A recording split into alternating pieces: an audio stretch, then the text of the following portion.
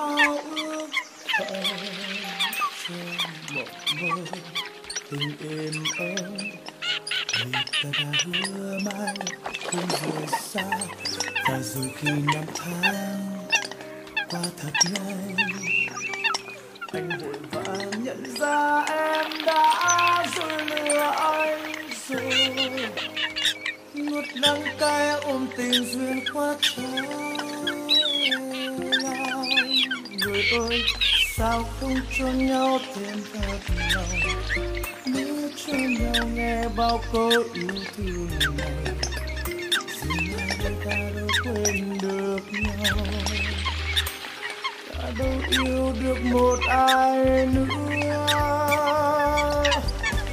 Người yêu ơi, anh yêu em nhiều lắm. Người yêu ơi, xa em anh buồn lắm. Người yêu ơi, sao em không biết được là từng ngày dài căn phòng vắng.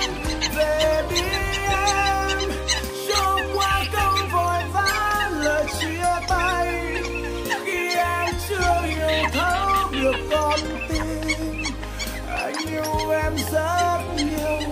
Về đi anh tha thứ qua lỗi.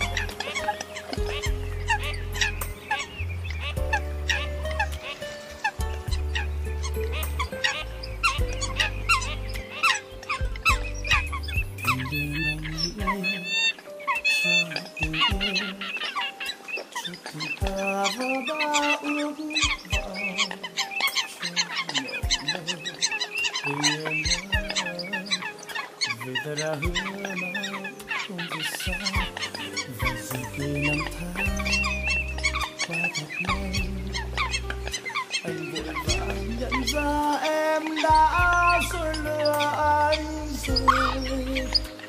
Ớt đắng cay ôm tình duyên quá trái.